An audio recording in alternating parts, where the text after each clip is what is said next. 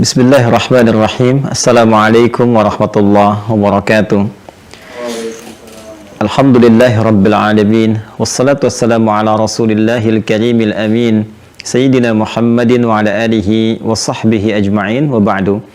Faya ahbaballahi wa ahbaba rasulihi sallallahu alaihi wasallam. Usi nafsi wa iyyakum bitaqwallahi faqad fazal muttaqun. Fala tamutunna illa wa antum muslimun. Faqala ta'ala Ya ayyuhalladzina amanu taqullaha haqqa tuqatih wa la tamutunna illa wa antum muslimun. Yang insyaallah dimuliakan Allah Subhanahu wa taala, keluarga besar Kimia Farma tanpa kecuali, semoga seluruhnya izin mengawali dengan bermohon pada Allah Subhanahu wa taala senantiasa mendapatkan perlindungan, kesehatan dan bimbingan dari Allah Subhanahu wa taala sehingga dapat menata seluruh aktivitas pekerjaan yang diamanahkan dengan tataan yang baik, menghasilkan manfaat dan diridhoi oleh Allah Subhanahu wa taala. Pak Agus Chandra terkhusus tadi yang dalam perjalanan, semoga dimudahkan perjalanan, dibimbing aktivitas, mendapatkan hasil yang diharapkan dan tentunya diridhoi oleh Allah Subhanahu wa taala. Pak Yudi Rangkuti, terima kasih atas sambutan yang disampaikan. Mudah-mudahan jadi tali awal silaturahim di antara kita yang juga mengikat kebersamaan di keluarga besar Kimia Farma. Semoga menjadi keluarga yang baik. Keluarga dalam bahasa Arab disebut dengan ailah. Tadi kata aul, artinya yang saling menopang, yang saling mendorong, yang saling menguatkan. Jadi kalau tadi sudah disebutkan keluarga besar, maka kehidupan keluarga dalam Kimia Farma diharapkan saling menguatkan, saling mendorong, saling menopang, sehingga dengan itu bisa menguatkan etos kerja yang diharapkan. Baik, dengan cepat pertemuan kali ini kita akan mencoba membahas tema yang diamanahkan kepada kami dari DKM Assalam, Pak Arif dan kawan-kawan, tentang etos kerja dan keikhlasan dalam tinjauan Al-Quran dan Sunnah Nabi Sallallahu Alaihi Wasallam secara umum dalam tinjauan Islam. Kita akan membahas dulu beberapa hal terkait tema ini. Mengapa seorang manusia itu mesti bekerja? Ini hal dulu yang harus kita garis bawahi. Kemudian bagaimana cara bekerja yang baik. Kemudian yang ketiga, seperti apa pekerjaan itu punya nilai di hadapan Allah Subhanahu wa taala. Karena penting kita pertanyakan, jangan-jangan puluhan tahun kita bekerja, kita tidak punya nilai, tidak punya bekal dalam penilaian Allah Subhanahu wa taala. Sedangkan hukum mengatakan perpindahan keberadaan kita di setiap tempat itu membutuhkan bekal. Anda sekarang terhubung dengan kita, tadi dikatakan se-Indonesia. Sekarang kalau mau rapat dari Jakarta ke Bandung atau misalnya ke Medan, ke Surabaya, bukankah butuh bekal kita untuk berpindah kepada tempat itu? Bukankah harus ada yang disiapkan dalam menatap perjalanan kita, persiapannya, akomodasinya, dan sebagainya. Jadi Anda bisa bayangkan, berpindah ke tempat yang terbatas saja, masih dalam skala nasional di Indonesia, kita membutuhkan bekal yang cukup untuk menyukseskan pekerjaan kita. Sekarang, kita akan berpindah ke tempat yang lebih jauh lagi, dengan dimensi yang berbeda. Bekal apa yang akan kita bawa? Apakah pekerjaan yang kita tunaikan sekarang ini, materi yang kita dapatkan sampai kemudian kita wafat dan berpindah kepada tempat yang lain, itu adalah bekal yang sesungguhnya yang selama ini kita cari. Seperti apa pekerjaan yang kita lakukan punya nilai di saat yang bersamaan, yang dengan nilai itu menjadi sebuah bekal yang kita bawa pulang. Itu yang akan menjadi concern kajian kita di siang hari ini dalam waktu yang sangat singkat dan padat. Mudah-mudahan ada poin-poin yang bermanfaat untuk kita semuanya. Semoga guru-guru kita yang telah mengajar tadi disebutkan Syekh Ali Jabir Allah yarham, dirahmati Allah Subhanahu wa taala, ilmunya bermanfaat kepada kawan-kawan khususnya. Tadi ada Ajim, kemudian juga ada Ustaz Dasad Latif dan yang lainnya. Semoga seluruhnya Allah jaga dengan kesehatan, kemuliaan, memberikan pencerahan untuk warga negara Indonesia khususnya sehingga kita hidup dalam keadaan harmoni. Baiklah, kita mulai dengan tinjauan yang pertama. Kenapa manusia bahkan umumnya mesti bekerja? Baik, manusia disebut dengan manusia itu memiliki 3 unsur utama pembentuknya. Dan ini standar, ya, semua orang memahami dengan akal kita mengetahui. Disebut manusia tersusun dari 3 bagian. Kalau di kesehatan, di biologi, di kedokteran ada anatomi tubuh, ya. Kalau di spiritual, di keagamaan, di Islam khususnya itu ada anatomi manusia. Disebut manusia ada 3 unsur, ya, yang menyulam kemanusiaannya. Pertama ada fisiknya. Fisik dalam bahasa Arab disebut dengan jism. Segala yang terkait dengan fisik disebut dengan jasmani. Sudah diserap ke dalam bahasa Indonesia, kita katakan jasmani. Senam kesehatan jasmani. Senam yang kita lakukan untuk membuat dan mensupport, ya, menstimulus supaya fisik kita sehat, memenuhi kebutuhan fisik. Kemudian ada yang kedua adalah rohnya. Roh ini motor penggeraknya, ya, spiritnya, generatornya. Nggak mungkin ini fisik bisa bergerak, tubuh kita bisa bergerak kalau nggak ada rohnya. Segala yang terkait dengan roh disebut dengan rohani namanya. Baik, karena itulah kemudian bahkan di kimia farma ada divisi rohaninya, kerohanian, yang diwakili untuk umat Islam ada masjidnya dan turunan-turunannya untuk memberikan keseimbangan pada kebutuhan roh kita supaya bisa mendorong fisik bekerja lebih baik. Kemudian yang ketiga, ada pengikat hubungan antara roh dengan fisik, yaitu akal. Akal ini nanti yang akan menerima informasi dari roh sekaligus perintah yang akan dieksekusi oleh fisik. Dan subhanallah, masya Allah, sepersekian detik saja Allah menciptakan sistem ini, ya sepersekian detik semua perintah berjalan dieksekusi. Dan ini mustahil ada yang bisa membuat seperti ini kecuali sang pencipta yang maha kuasa, yaitu Allah subhanahu wa ta'ala. Karena itu Allah menyebut dirinya di Quran dengan Khaliq. Quran surah ke-15 ayat ke-28. Wa idh qala rabbuka lil malaikati inni khaliqun basyara. Akulah pencipta manusia itu dengan segala sistem yang berjalan di dalamnya. Nah, penciptaan ini tentunya Allah sempurnakan dengan pemenuhan nutrisi dan bekal-bekalnya. Ini kalau nggak diberikan nutrisinya, seperti Anda lebih mengetahui ya dalam ilmu kesehatan, ini manusia kalau nggak dapat nutrisinya, nggak bisa berkembang berkehidupan, lemah dia, bahkan bisa kemudian menghasilkan pada kematian. Nah, maka tiga elemen ini, tiga unsur ini, dia butuh kemudian supportnya, butuh nutrisinya, dan semua akan saling bersinergi, berpadu, nggak bisa terpisah sendiri. Hilang salah satu, maka hilang fungsi kemanusiaannya. Rohnya hilang, maka meninggal dia. Kan? Akalnya hilang, jadi hewan dia. Ya, hewan itu kan cuma roh dengan fisik yang nggak ada akalnya. Ya, akal dengan roh saja, fisik nggak ada, ya gentayangan namanya gitu kan. Maka ketiganya mesti ada, hadir, berpadu dan terpenuhi kebutuhannya. Baik, kita bicara tentang roh. Roh butuh nutrisi, roh butuh makanan. Apa nutrisinya? Nutrisinya adalah ibadah. Ya, Quran surah ke-17 misalnya Al-Isra ayat 85. Wa yas'alunaka 'anir roh. Mereka banyak bertanya kepada Muhammad SAW tentang esensi roh. Apa hakikatnya? Apa kebutuhannya? Qul rohu min amri rabbi. Katakan semua urusan terkait dengan roh itu semua sumbernya ada dari Allah Subhanahu wa taala. Allah yang Maha mengetahui, karena dari Allah kebutuhannya pun Allah siapkan khusus. Ya, makanya roh mesti dapat nutrisi. Kalau dia nggak diberikan nutrisinya, lemah dia, gelisah dia. Ya, roh itu sampai ke dalam diri kita menjadi nafas namanya. Jadi kalau sudah sampai kepada fisik menyatu, jadi nafas, diserap ke dalam bahasa Indonesia menjadi bernafas. Ya, dengan nafas itu muncul kehidupan. Quran surah ke-91 Asy-Syams di ayat 7 sampai dengan ayat 10. Wa nafsin wa ma sawwaha, dan demi nafas yang sempurna tercipta. Kapan? Saat ruh masuk ke dalam tubuh kita. Quran surah 15 di ayat ke-28 sampai 30-nya. Ya, wa idz qala rabbuka lil malaikati inni khaliqun basyara min salsalin min hama'in masnun fa idza sawaituhu wa nafakhtu fihi min ruhi. Di ketika rohnya masuk, sempurna keadaannya itu. Jadi bernafas dia. Nah, ini butuh nutrisi, butuh support. Nafas tempatnya di dalam kolbu. Ya, kolbu. Di dalam kolbu inilah ada unsur kehidupan kita, bukan hati dalam konteks fisik ya, tapi ini titik spiritual yang menggerakkan kehidupan kita. Di kolbu ini, teman-teman sekalian, saudara-saudariku, itu bersemayam nafas di dalamnya. Kalau enggak kita berikan nutrisinya, maka dia bisa menjadi melemah, bahkan bisa berpenyakit. Maka muncul yang disebut dengan penyakit hati, malas, gelisah, ada ria, ada sombong, ada iri hati, dengki. Itu penyakitnya penyakit spiritual, roh di dalamnya, penyakit hati. Nggak bisa diobati dengan obat-obat fisik. Ya, dengan itu penyakit fisik yang menyerang hati, itu penyakit hati namanya marad, fi qulubihim marad. Quran surah kedua ayat ke-10. Anda nggak bisa datang ke rumah sakit untuk mengobati penyakit hati karena beda tinjauannya. Nggak ada di rumah sakit misalnya poliria, poli iri hati, poli gelisah, nggak akan ditemukan. Ya kan? Itu kaitan dengan fisikal. Maka di situ kita dihidangkan menu-menu ibadah.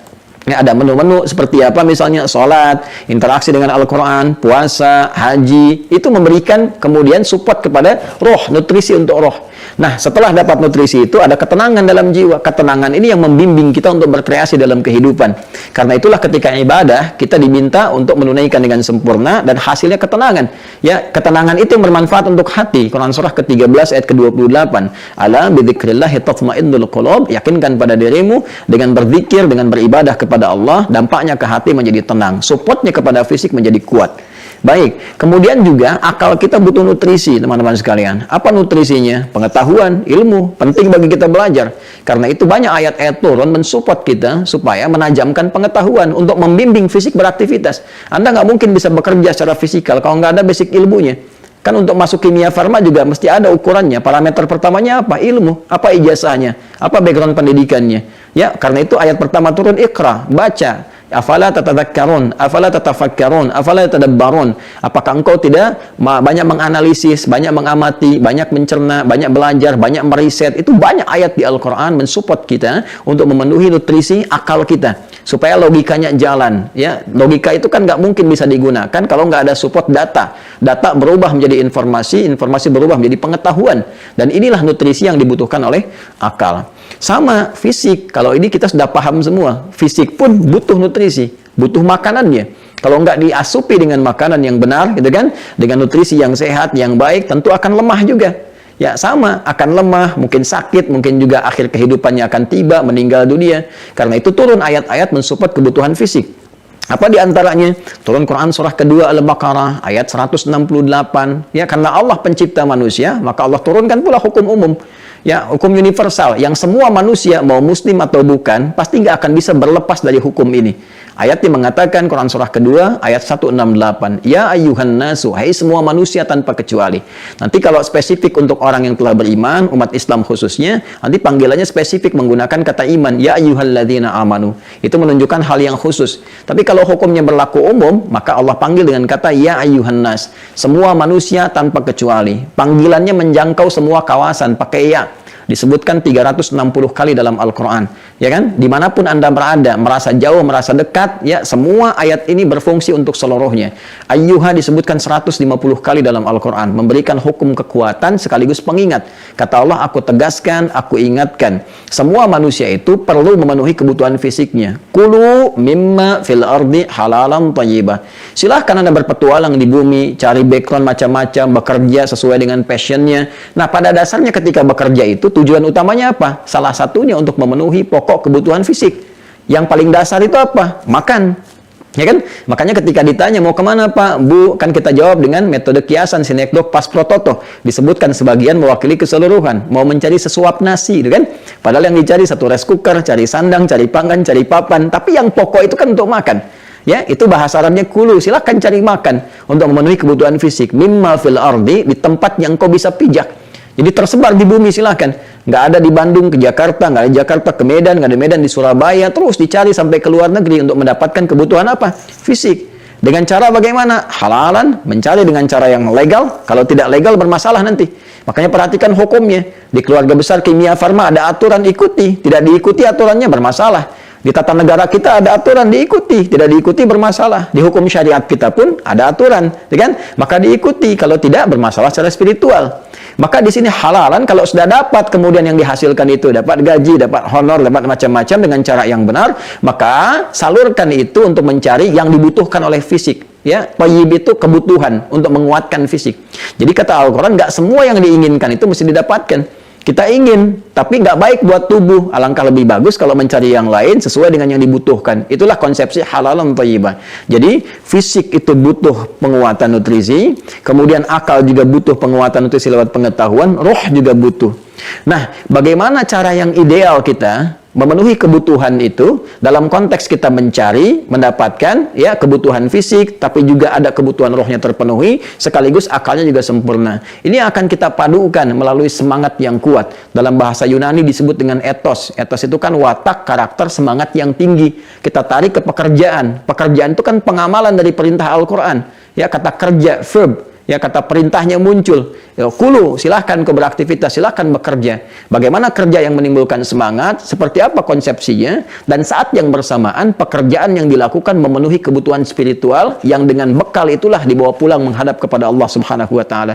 Jadi kalau cuma bekal fisik masuk ke mulut, ya kemudian keluar jadi kotoran dan selesai. Yang dipakai pun akan usang. Baju yang dipakai saat balita, apakah sekarang dikenakan saat menjadi petugas di Kimia Farma? Dengan jabatan-jabatan tertentu kan tidak. Jadi semua yang kita kenakan akan berakhir. Bahkan di kain kafan itu pun nggak ada kantongnya. Apa yang kita cari sekarang nggak bisa dikantongi lagi gitu. Lantas pulang ke akhirat cari bekal apa? Sekarang pertanyaannya, seperti saya sampaikan di awal tadi kajian, apakah pekerjaan yang kita kerjakan sampai detik ini punya nilai untuk dibawa pulang? Ini yang kemudian kita turunkan bagaimana etos kerja dalam Al-Quran serta seni keikhlasan dalam menatap pekerjaan. Baik, ini sebagai pembuka di mukaddimah. Sekarang kita masuk kepada intinya setelah kita memahami gambaran aktivitas yang kita kerjakan. Nah, semua yang kita lakukan inilah sebagai fungsi khalifah di bumi. Ya, ini yang dimaksudkan di Quran surah kedua Al-Baqarah di ayat ke-30. Dan ini sangat istimewa.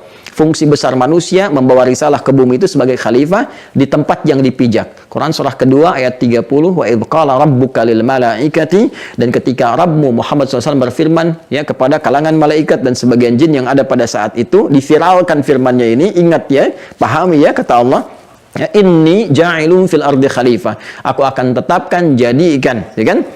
Nah, khalifah di bumi, di tempat yang dipijak. Jadi ardun itu asalnya setiap tempat yang dipijak. Jadi Anda mau ke Bandung, ke Bogor, kemanapun, begitu memijak sesuatu, Anda menjadi khalifah. Apa itu khalifah? Ya, saya sedikit dulu terangkan dengan cepat. Khalifah itu setidaknya punya dua arti utama. Pertama dari kata khalafa, yang saling menggantikan. Jadi sistem kehidupan di dunia ini, di bumi ini nggak abadi. Semua saling menggantikan. Di keluarga saling menggantikan. Ayah, ibu selesai, purna gitu kan. Meninggal, muncul anak menggantikan. Visi misi hidupnya di keluarga. Muncul cucu dan sebagainya. Anda di pekerjaan nggak akan selamanya ada di situ. Akan saling menggantikan. Sekarang direktur keuangannya A, besok B. Sekarang pimpinannya A, besok B. Ya, ada purnanya. Itu sistem kehidupan kita demikian. Makanya ketika diberikan amanah, jabatan pekerjaan, maka muncul makna yang kedua. Khalifah itu berarti sifat untuk memakmurkan. Ya, sifat untuk menyukseskan. Makmur itu dari kata amara, sesuatu yang bermanfaat. Ya, makanya usia kita disebut umur.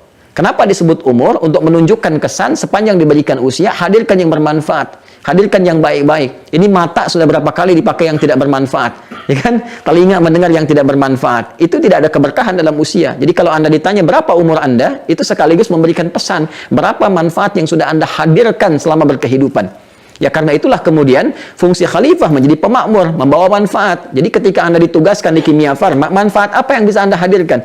Bukan hanya untuk perusahaan, ya untuk bangsa, untuk negara, untuk masyarakat, sehingga kita punya legasi di situ, sekaligus juga punya hal yang dititipkan sebagai sejarah kehidupan kita. Nanti sisi lainnya sebagai bekal pula menghadap Allah Subhanahu wa taala. Kemudian punya juga makna kesuksesan. Dimanapun bekerja sampai ke titik yang tertinggi. Yang sukses, yang baik, capaian tertinggi. Jangan tanggung. Anda bekerja di mana, capai yang paling tertinggi sesuai dengan background ilmu yang telah kita dapati. Itu risalah keislaman kita. Ya, risalah Al-Quran. Apapun yang kita kemudian diamanahkan oleh Allah untuk kita lakukan, capai dengan capaian tertinggi. Pasang target yang maksimal. Sehingga kita tersupport untuk menampilkan yang terbaik dalam kehidupan.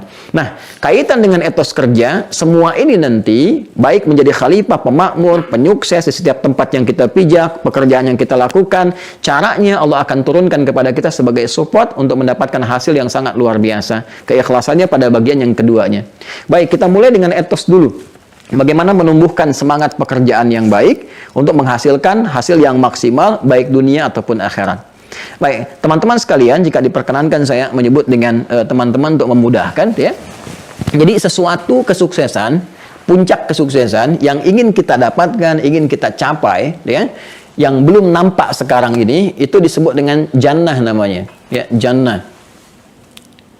Nah, ini untuk menambah wawasan ya, karena pada umumnya jannah seringkali dipahami, dimaknai dengan surga saja. Ya, pada asalnya jannah itu kesuksesan yang ingin diraih yang belum tampak. Kenapa surga itu dinamakan dengan jannah? Karena itu puncak kesuksesan tertinggi bagi setiap hamba yang belum tampak sekarang. Ya kan? Nah, dalam Al-Quran pun segala yang ingin kita capai, orang-orang kalau sukses, meraih kebesaran, kehebatan, aset dan sebagainya, termasuk dalam konteks dunia, itu diilustrasikan, dibahasakan oleh Al-Quran telah mendapatkan jannah. Ya, misal kita ingin turunkan ini dalam konteks dunia dulu ya. Nah, jadi kita turunkan konteks dunia, nanti akhirnya konteks akhiratnya. Di sini nanti ada etos, di sini nanti ada ikhlas, gitu kan? Nah, kita ambil contoh misalnya yang teman-teman sering baca di setiap Jumat ya, selain surah Yasin kan ada surah Al-Kahf juga kan. Kalau kita baca surah Al-Kahf surah ke-18 ayat 32 itu sampai 34 kan ada dialog tentang dua orang laki-laki kan.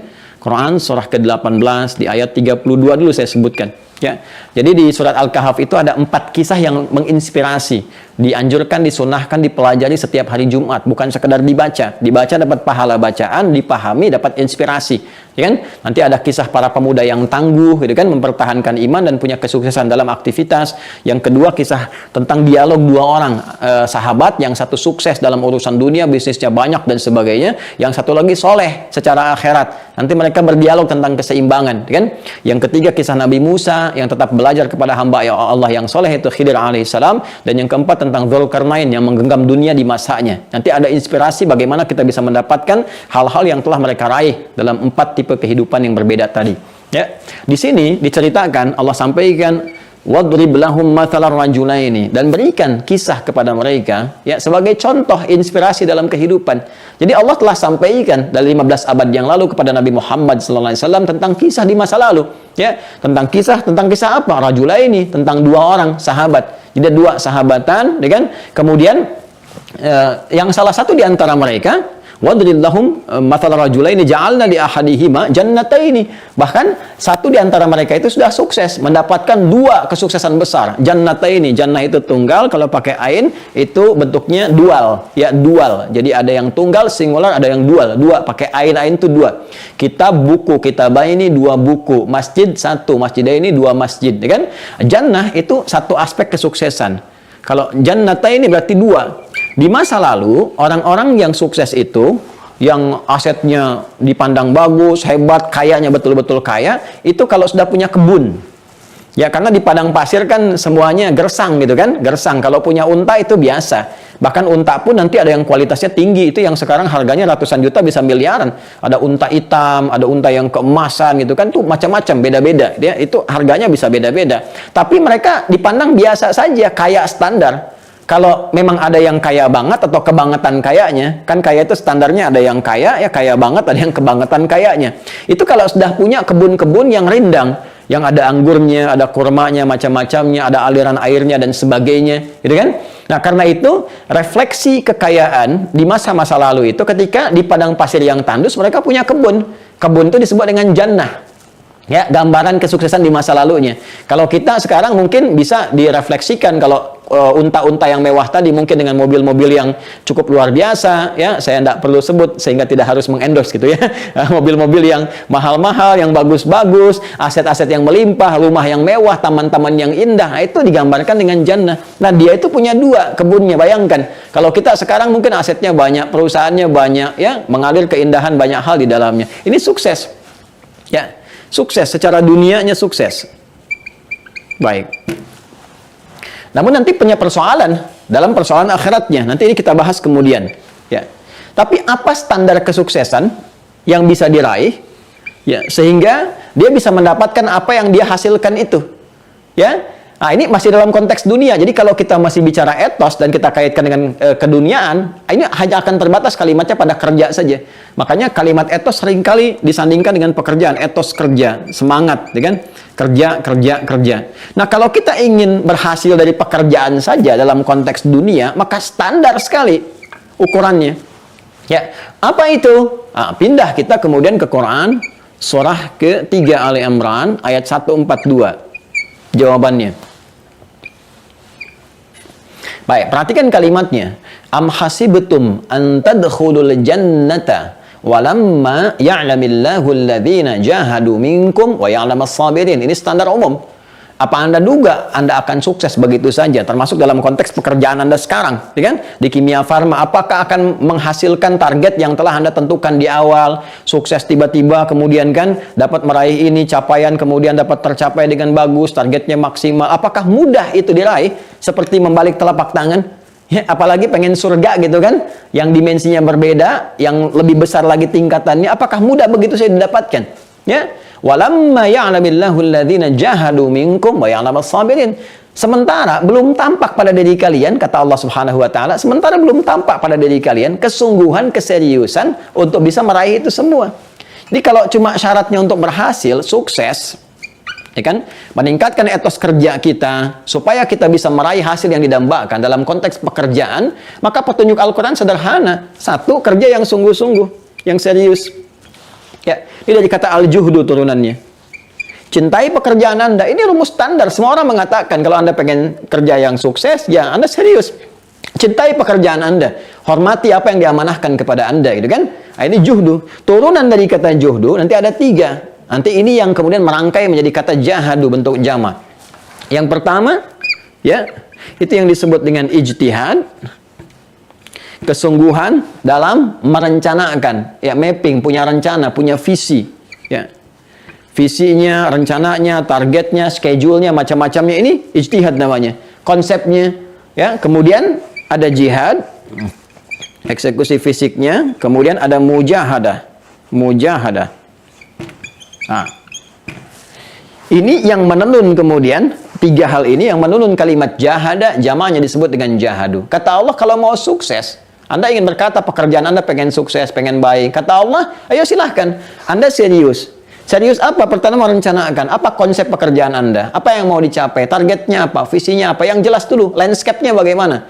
Saya ketika akan bekerja itu kita punya landscape yang jelas, dicapaiannya, target jangka panjangnya, jangka menengahnya, jangka pendeknya. Ini termasuk manajemen sukses dalam Al-Quran. Saya pernah sampaikan ini di beberapa perusahaan di Indonesia. Ya, ada beberapa perusahaan di otomotif, ada di gas dan macam-macamnya. Dan ini konsepsi dasar. Dan ketika diikuti hasilnya luar biasa. Ya, luar biasa teman-teman. Nah, jadi pertama harus punya landscape dulu pekerjaan. Ini targetnya apa? Tadi dibilang tentang vaksin, tentang ini, tentang itu. Konsepsinya apa? Dasarnya apa? Targetnya bagaimana? Hasilnya seperti apa? Evaluasinya seperti apa? Kita punya rencana di sini.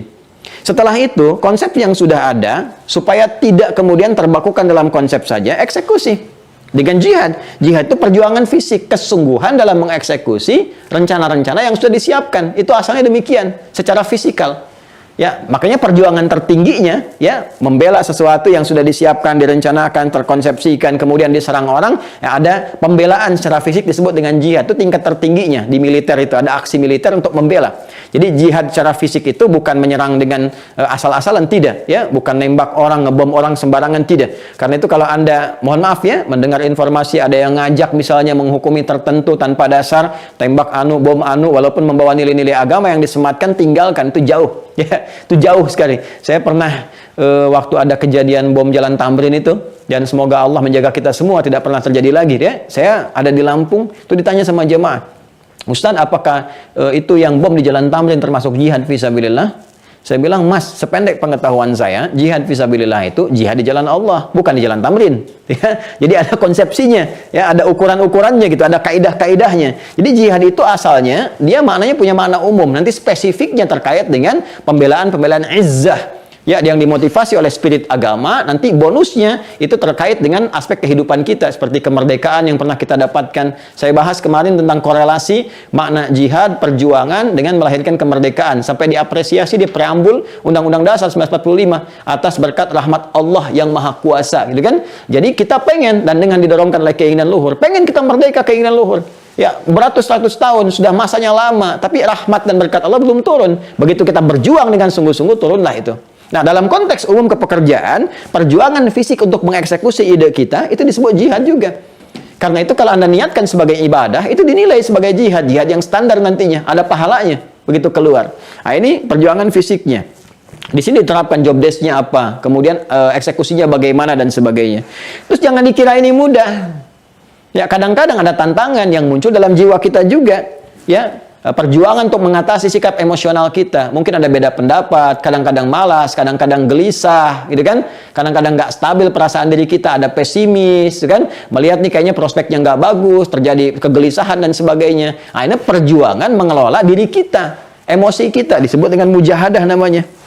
Ya, ini aspek emosinya, perjuangan mengelola emosi kita, perasaan kita, jiwa kita. Ini kalau kita bisa kelola ini semua, ya, emosinya bagus, saling mengikat dengan baik, nggak ada nanti kecemburuan antara staf satu dengan yang lainnya, ada bagian divisi tertentu yang berikan ketenangan kepada jiwa, pekerjaan ditata, evaluasinya bagus, ada R&D-nya, research and development-nya, kemudian ada evaluasinya, semua bergerak bersamaan, sungguh-sungguh, tinggal satu poin lagi, sabar.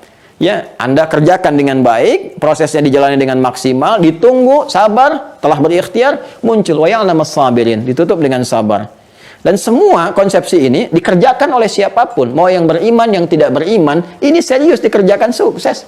Ya, betapa Thomas Alva Edison, berapa banyak percobaan, kemudian dia bersabar dengan itu, ya kan? Dan dia menghasilkan sesuatu yang sekarang kita bisa rasakan. Kalau kita mau mengambil non-muslim sebagai contoh, ya, kalau yang muslim banyak sekali, bahkan jadi inspirasi ke barat. Bagaimana Avicenna itu sabar dari mulai menghafal Quran, dari mulai belajar otodidak, kemudian sampai ke belajar di kedokteran, sampai sekarang menginspirasi.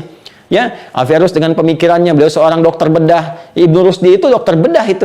Ya, Ibnu Sina Kapital Selekta kedokteran beliau kuasai, tapi jangan salah, beliau pun ahli Quran, hafal Quran, tahu tafsir, tahu hadis. Kalau lupa salat 2 rakaat atau mengingat, ya, itu paham teori kedokteran. Ibnu Rusdi itu dokter bedah, ahli tafsir, ahli fikih, dan punya kitab namanya Bidayatul Mujtahid, dibahas sekarang di hampir semua strata pendidikan di Timur Tengah, bahkan di Indonesia, bahkan sekarang di masjid-masjid. Ya, kita punya Al-Kindi, Al-Khawarizmi, Al-Battani, gitu kan, Jabir bin Hayyan dan sebagainya. Itu kalau kita serius, sukses. Nah, jadi kalau Anda bertanya bagaimana meningkatkan etos kerja dalam pandangan Al-Quran, kalau raihan hanya sekedar pekerjaan saja, ini Anda seriuslah bekerja, kan? Serius bekerja, landscape-nya yang baik, visinya bagus. Ini standar, kita pun sudah tahu, ya. Tinggal prakteknya berjalan nggak sepenuhnya seperti itu. Nah, sekarang pertanyaannya, apakah semua pekerjaan yang dihasilkan dengan konsepsi ini otomatis juga melahirkan nilai di hadapan Allah Subhanahu wa ta'ala? Punya nilai nggak? Ya kan? Jadi bekal nggak kita untuk menghadap Allah? Atau nilainya dunia saja? Nah, kan sementara kita mengetahui bahwa kita itu kan sifat kehidupan kan selalu berganti, berpindah. Kan sampai ujungnya nggak pindah lagi. Ujung yang nggak pindah lagi disebut dengan akhirat namanya ini. Ujung yang tidak pindah lagi. Selama di dunia berpotensi pindah. Tidurnya sekarang di kasur, besok di sofa. Kadang di rumah, kadang di kantor. Itu sifat dunia biasa. Kan bahkan pindah tempat. Sekarang di Bandung, besok di Jakarta. Itu dunia. Dan itu butuh bekal. Nah, sekarang nanti pada saatnya kita akan berpindah ke alam yang nggak ada pindah lagi, yaitu akhirat. Bekalnya pun berbeda.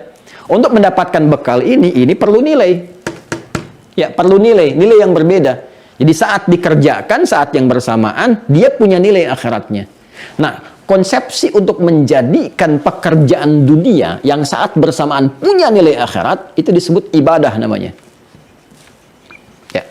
Jadi jangan dibatasi ibadah itu pada konsep ritual saja, semacam sholat misalnya, ya itu ritual. Baca Quran itu ritual, tapi jangan lupa ada ibadah juga yang praktikalnya terkait dengan tata kelola kehidupan kita. Secara sosial, ya itu semua pekerjaan kita berpotensi di ibadah. Karena Allah pun sudah menegaskan. Anda bertanya konsepsi ibadah dalam Al-Quran, ya, konsepsi berkehidupan. Allah turunkan Quran surah ke-51 Adz-Dzariyat di ayat 56. Wa ma khalaqtul jinna wal insa illa liya'buduni. Dan tidaklah aku jadikan seluruh aktivitas manusia itu, apapun yang dikerjakan, kecuali dia punya tujuan menjadikannya sebagai ibadah kepadaku. Jadi sebetulnya semua pekerjaan kita itu yang bernilai baik, itu bisa menjadi ibadah. Ya. Dan saat semua menjadi ibadah ini, teman-teman sekalian, maka pekerjaan kita akan punya nilai, ya, punya perubahan warna, punya pandangan tersendiri dari Allah. Pekerjaan dalam bahasa Arab disebut dengan amal namanya. Amal. Amila ya'malu amalan. Amal. Amal itu pekerjaan. Ya, kerja itu amal. Saya sedang beramal, sedang bekerja namanya. Oke? Okay? Nah, ketika pekerjaan ini kemudian diisi dengan nilai ibadah, maka dia akan punya nilai di sisi Allah, diapresiasi, yang menandakan dia punya nilai tertentu untuk bekal pulang. Ya, apa nilai yang Allah berikan kepada amal ini? Dinilai oleh Allah sebagai sesuatu yang baik. Sesuatu yang baik menjadi ibadah disebut namanya dengan saleh. Saleh. Kita sebut dengan saleh, gitu kan? Saleh. Ya, maka muncul istilah amal saleh. Ada amal saja, ada amal solih. Itu berbeda, teman-teman. Kalau amal saja, itu pekerjaan, rutin sifatnya, netral dia. Ya, Anda bekerja, tidak bersentuhan dengan yang haram, nggak melanggar, gitu kan, dan sebagainya. Tapi kerja aja, nggak ada niat yang lain. Itu pekerjaan, rutinitas namanya. Berangkat gelap, pulang gelap. Ya, nggak ada perbedaan. Jadi Anda nggak bisa bedakan antara yang beriman dengan yang belum beriman. Terus peran iman Anda di mana? Ya kan? Saat kita pulang kan iman yang menentukan. Maka bagaimana pekerjaan ini punya kualitas di sisi Allah Subhanahu wa Ta'ala, yang dengan kualitas itu otomatis akan memberikan dampak juga kepada aspek dunianya. Ya, maka dinilailah oleh Allah, jadikan itu ibadah sehingga menjadi soleh. Karena itu di dalam Al-Quran kata iman seringkali bersanding dengan amal soleh. Ya, ini sebentar lagi mau asar kan? Ada surat Al-Asr, surah 103. Wal asr, innal insana lafi khusr, illal ladzina amanu wa amilus salihat. Jadi orang beriman itu pasti imannya mendorong dia untuk menjadikan perbuatannya itu baik, soleh. Dan soleh itu punya dua dimensi, baik dalam urusan dunia dan punya nilai akhiratnya. Karena itu kalau sekarang bergabung, belajar dengan kami sekarang ini di keluarga besar Pertamina, di keluarga besar sekarang Kimia Farma, Anda mengatakan misalnya beriman. Coba saya tanya kepada Anda, ya ikut pengajian sekarang beriman tidak? Anda katakan saya beriman, sekarang tolong buktinya apa? Karena iman itu butuh pembuktian. Kata Allah kalau sudah beriman, Anda buktikan imannya. Quran surah ke-20 Taha di ayat ke-14. Innani anallahu la ilaha illa ana iman fa'budni. Buktikan iman lewat ibadah. Kata Allah, kalau Anda menuhankan Allah, yakin nggak ada Tuhan selain Allah, beriman kepada Allah, buktikan imannya. Nah, komitmen kita membuktikan iman itu lewat ibadah. Ibadah itu wujudnya amal soleh. Dampaknya kepada dunia, perbuatannya baik. Jadi kalau kita mengatakan pegawai yang beriman, pekerja beriman, direktur beriman, manajer beriman, pasti akan memberikan dampak baik pada pekerjaan. Jadi kalau ada di kimia farma misalnya mengatakan beriman, etos kerjanya berkurang, nggak disiplin, nggak jujur, atau bahkan melanggar, ini bukan sekedar melanggar tata kerja, tapi ada tata kelola iman yang tidak maksimal dalam dirinya. Jelas ya? Nah, ketika kita jadikan ini sebagai amal saleh, teman-teman sekalian, nah, maka perbuatan itu akan punya nilai. Apa nilainya? Nilainya disebut dengan hasanah namanya. Hasanah. Nah, dan ini ada konsepsinya. Jadi kalaupun Anda namanya Ibu Hasanah, Pak Hasan, tapi tidak mengerjakan konsepsi ini, tetap nggak punya nilai. Ya. Jadi ketika dikerjakan untuk menjadi amal soleh, jadi baik, semua potensi ya, dari bangun tidur sampai tidur lagi, itu berpotensi, punya nilai di hadapan Allah, ada poinnya. Ketika kita kerjakan, maka dia menjadi hasanah. Ya, dinilai oleh Allah, nih ada poinnya. Poinnya bagaimana? Ini pelajaran agama ya, di spiritual. Dilihatnya nanti saat pulang kepada Allah menjadi bekal. Ya kalau sekarang kita yakini, kita imani, kita kerjakan, kan nggak rugi juga kita niatkan demikian. Nanti begitu selesai, kita akan lihat bekalnya saat pulang menuju Allah. Karena itulah kita diminta urusan akhirat yakin. Al-Baqarah ayat 4, wabil akhirati hum yuqinun. Nah, nilai yang dituliskan untuk kita setiap mengerjakan sesuatu, kalau jadi ibadah 10 poin. Ya, teorinya di Quran surah ke-6, keterangannya, surah ke-6 Al-An'am, ayat 160. Man jaa'a bil hasanati falahu asyru amthaliha. Siapa yang mengerjakan satu perbuatan, punya nilai hasanah, amalnya soleh, benar, punya penilaian dari Allah, dia dapat 10 poin. 10 ini yang disebut dengan ajrun namanya. Lahum ajrun ghairu mamnun. Diterjemahkan ke bahasa Indonesia dengan pahala. Ya. Jadi jangan dikira sholat saja yang berpahala, tidak. Baca Quran saja yang berpahala, tidak. Kerja Anda pun, saya, kita, itu bisa berpahala. Punya nilai akhiratnya. Ini yang bekal pulang, ini yang dibawa nih. Hasil ini tidak. Makanya kita katakan telah meninggal dunia. Bukan hanya kita yang meninggalkan dunia. Semua perangkat dunia tinggal. Semua tinggal. Apa Anda kira meja kerja Anda akan ikut? Jangankan ke alam akhirat, ke alam kubur saya tidak ikut. Ya kan? Tidak akan dilepas dengan semua perangkat dunia. Cukup dibalut dengan kain kafan, selesai diantar ke kuburan. Ya kan? Apa yang dipertaruhkan? Dipertaruhkan ini amal solehnya. Ya kan? Punya ini enggak saat untuk pulang nanti itu? Nah, itu setiap dikerjakan 10 poinnya. Tergantung amalannya nanti. Jangan menghitung begini. 1, 2, 3 terlalu kecil. Ya, kita ke masjid saja untuk ibadah. Ini ada harus Masjid As-Salam gitu kan. Di tempat Anda bekerja, itu datang ke situ saja dengan niat ibadah. Belum dikerjakan ibadahnya, belum sholat, belum baca Quran, belum i'tikaf. Itu dapat 25 poin di hadis Muslim. Jarak satu keduanya 500 tahun, dua ketiga 500 tahun. Banyak sekali. Kita lihat nanti saat kembali kepada Allah. Ditampakkan saat akan meninggal dalam sakarat gitu kan. Itu sakarat itu akan nanti ada kebiasaan yang kita kerjakan. Orang yang biasa maksiat akan dengan maksiatnya. Orang biasa meracau akan dengan kekacauan kata-katanya. Orang yang biasa beramal dengan baik akan lahir dengan kebaikannya. Karena itu ketika dia wafat nanti akan wafat ditampakkan amalnya. Bahagia dia, senang, tenang dia, nyaman, senyum dia. Itu yang disebut husnul khatimah. Ya ayyatuhan nafsul mutmainnah, jiwa yang tenang, nyaman karena diperlihatkan. Ya. Pak, jelas ya? Nampak ya? Nah, ini gambaran konsepsinya teman-teman sekalian. Karena itu kita sering berdoa, doa yang standar, yang general bahkan, sifatnya umum kita mohonkan. Supaya perbuatan, semua pekerjaan kita di dunia yang baik itu jadi punya poin, jadi hasanah. Dan ini bisa kita lihat di akhirat, ketemu hasanahnya di akhirat. Kita berdoa dan doanya diajarkan di Quran surah kedua Al-Baqarah, ayat 201. Ya, di paling kanan sebelah bawah di mushaf standar. Wa minhum, dan di antara manusia itu may yaqulu, ada yang seringkali bermohon berdoa kepada Allah untuk dibimbing. Dia mengatakan Rabbana atina fid dunya hasanah wa fil akhirati hasanah wa qina adzabannar. Ya Allah, mohon bimbing kami untuk berikan kepada kami bimbingan untuk menjadikan semua pekerjaan dunia kami punya poin akhirat. Dan di akhirat itu hasanah itu akan tampak lagi ya Allah, ya kan? Dan di situ kami mendapatkan rahmat menjauhkan kami dari ancaman-ancaman neraka-Mu. Itu gambarannya. Nah, sekarang pertanyaannya, bagaimana satu pekerjaan itu amal menjadi soleh, menjadi ibadah, punya nilai hasanah, dapat pahala, pulang menghadap Allah, Anda bekerja, pahala dapat, meninggal pulang punya bekal. Kan?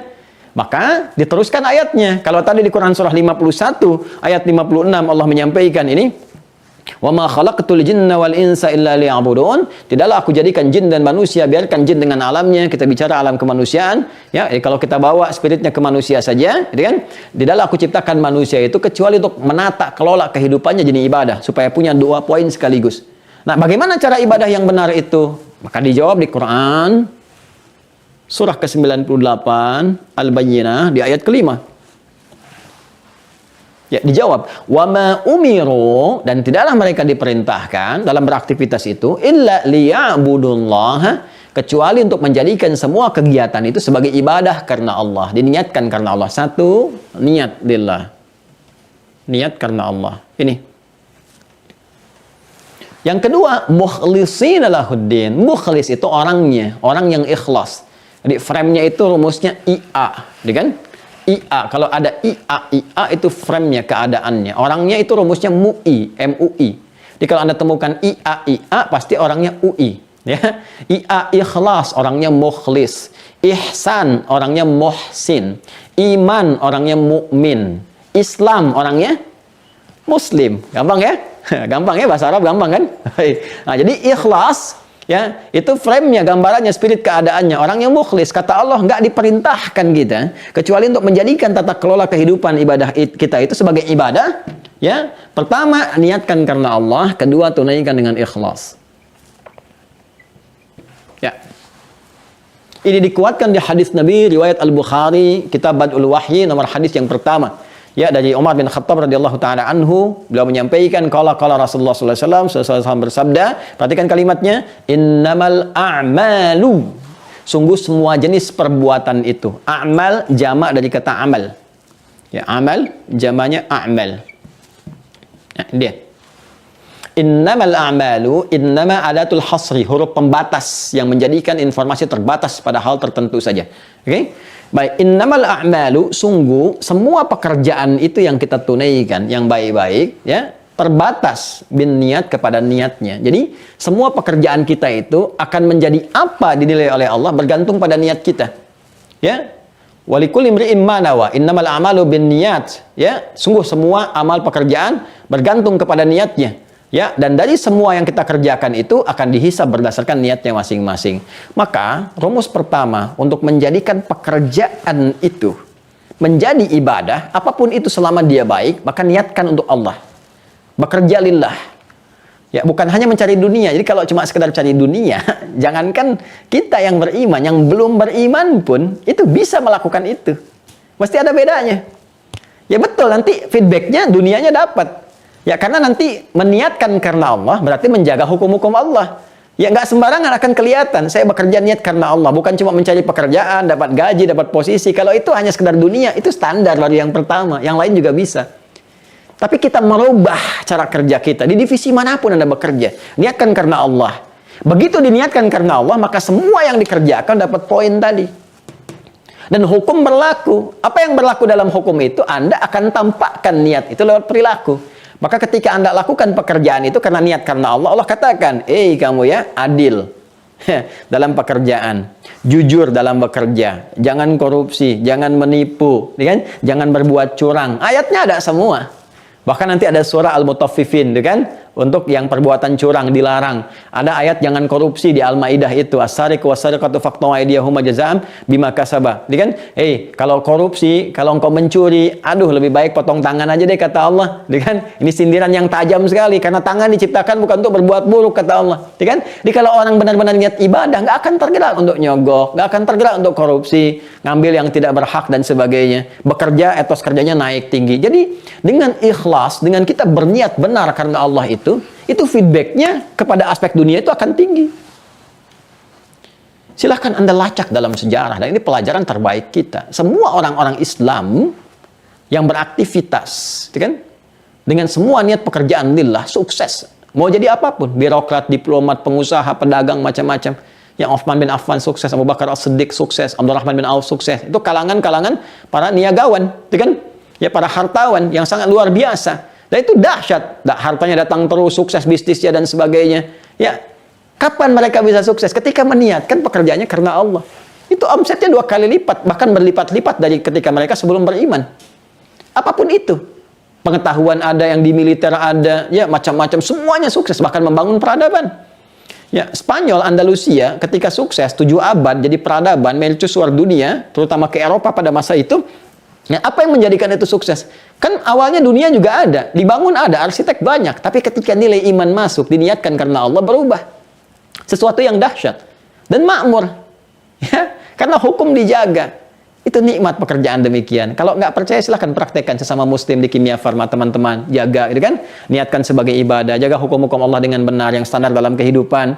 Ya, saling bersabar, mengingatkan kepada kebaikan, saling motivasi, saling support, saling membantu. Di Al-Maidah itu kan, ya, jelas konsepsinya. Wa ta'awanu 'alal birri wat taqwa, saling membantu pada kebaikan. Mungkin divisi ini butuh bantuan kita tolong dengan niat ibadah, saling mensupport. Kuat. Ya. Kemudian kita jaga supaya ini tidak luntur. Tepikan segala hal yang bisa mengotorinya. Kalau saya gambarkan, saya punya misal air bening dan tercampur ada pasir misalnya. Kemudian saya ingin ekstrak supaya ini keluar. Ya, nggak bercampur lagi. Saya keluarkan tuh, saya pisahkan. Nah, itu ketika saya tanggalkan, saya pisahkan, saya hilangkan, ya, sehingga menjadi murni, bersih lagi, itu khalis namanya. Khalis. Prosesnya disebut akhlas. Sifatnya disebut ikhlas. Jadi ikhlas itu asalnya membersihkan, menghilangkan segala campuran-campuran yang bisa memberikan warna, memengaruhi atau merubah pada sesuatu yang bening, yang murni sebelumnya. Jadi kalau kita bicara ikhlas dalam meningkatkan etos kerja, bekerja karena Allah Subhanahu wa taala, maka ikhlas dalam menjaga niat kita. Ikhlas dalam menjadikan pekerjaan sebagai ibadah. Jadi ketika Anda diberikan amanah misalnya di Kimia Farma atau dalam tugas manapun, ya, saya mau meningkatkan etos kerja, ikhlas, maka mulai tunaikan dengan semangat. Tatibnya apa, capaiannya apa, niatkan sebagai ibadah, hukum Allah dijaga. Ada hukum yang terkait dengan sosial di pekerjaan kita, gitu kan? Maka ini nggak boleh, jangan lakukan. Ya, jangan khawatir teman-teman sekalian. Rizki itu udah diatur. Rizki yang belum diatur, rizki sudah diatur. Yang belum jelas itu keberkahan dan muara hidup kita. Anda mau mengerjakan dengan cara apapun, dapatnya nggak akan mengurangi kuantitas yang sudah Allah tetapkan. Cuman kualitas yang berbeda. Ya, jadi kalau kita kerjakan dengan jujur pun, Allah telah atur rezeki itu tetap. Semua manusia dapat bagiannya sempurna sampai kita meninggal. Ada yang 1 miliar, 100 miliar, 1 triliun. Kelihatan di awal banyak dapat itu sama aja, nggak akan melebihi kuota yang telah Allah tetapkan. Cuma keberkahannya akan beda. Ya, jadi disitulah kemudian Allah berikan keberkahan. Kalau keberkahan itu datang sudah tenang, nyaman, tata kelola hidup pun menjadi tentram luar biasa. Jadi ini gambaran singkat bagaimana meningkatkan etos kerja kita di divisi manapun, jenis pekerjaan apapun yang kita lakukan, dan kemudian bagaimana pekerjaan itu punya nilai di sisi Allah dengan keikhlasan yang kita tanamkan berdasar niat yang kita lakukan, menjadikan pekerjaan sebagai ibadah karena Allah Subhanahu wa taala. Ini mungkin terlihat biasa. Apalagi bagi Anda yang siang itu kan nggak mudah ya untuk bisa belajar. Jadi saya mengapresiasi nih, nggak mudah untuk bisa belajar, menyimak, itu nggak mudah, tantangannya banyak. Apalagi dalam dunia pekerjaan. Tapi selalu berpikir satu hal, bahwa sesibuk apapun kita pasti akan pulang. Makanya di ibadah kita ada sholat isya, ya isya. Itu kan kalau kita urut subuh, orang Arab, kemarin saya bahas di Jakarta ya, offline saya datang itu ada silaturahim, saya diminta kultum. Saya sampaikan, semua itu punya makna di Islam, termasuk waktu sholat. Ya, kenapa subuh disebutnya dari kata asbah? Asbah itu sesuatu yang punya rencana, yang jelas. Kalau orang Arab tanya, kaifa asbaht? Bagaimana kabarmu pagi ini? Asbahtu bi khair. Saya baik dan sudah siap dengan rencana. Jam 7 saya ngapain, jam 8 begini, jam 10 begini, dan sebagainya. Ya, kenapa sholat pertama disebut dengan sholat subuh? Memberikan kesan bahwa setiap orang Islam yang bangun itu, pertama harus punya rencana yang jelas untuk dilakukan di hari itu. Jangan sampai Anda ditanya, nanti jam 2 kemana ya? Oh, saya belum tahu ya. Tidak, orang Islam itu sudah punya tata kelola yang jelas. Ya, punya tata aktivitas yang terukur. Kemudian fajar, ada hubungan pancaran iman dalam dirinya. Pancaran kebaikan disebut fajar, pancaran keburukan disebut fujur namanya. Makanya ketika azan dikumandangkan subuh, dipanggil kita, ada getaran di jiwa kita, fajar. Kenapa kemudian kita datang kepada Allah dulu? Kita punya rencana yang kita siapkan. Kan kita nggak tahu Allah ridho atau tidak. Ya, lancar atau tidak. Makanya kita bawa dalam sholat, mohon kepada Allah. Minta kemudahan, minta bimbingan, minta kelancaran. Dalam sujud kita minta.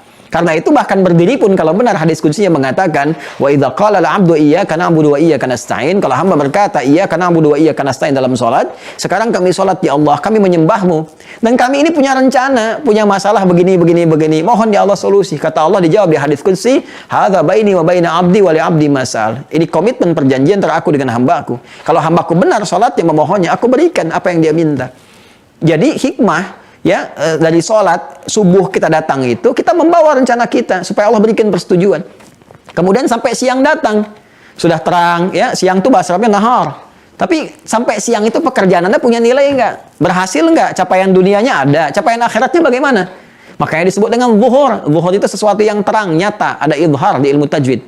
Ya, makanya diminta kita datang lewat sholat lagi untuk menyampaikan. Sampai siang ini, ya Allah, aku telah lakukan apa yang kau perintahkan. Mohon berikan kelancaran seperti apa yang kau janjikan. Dievaluasi, punya nilai nggak?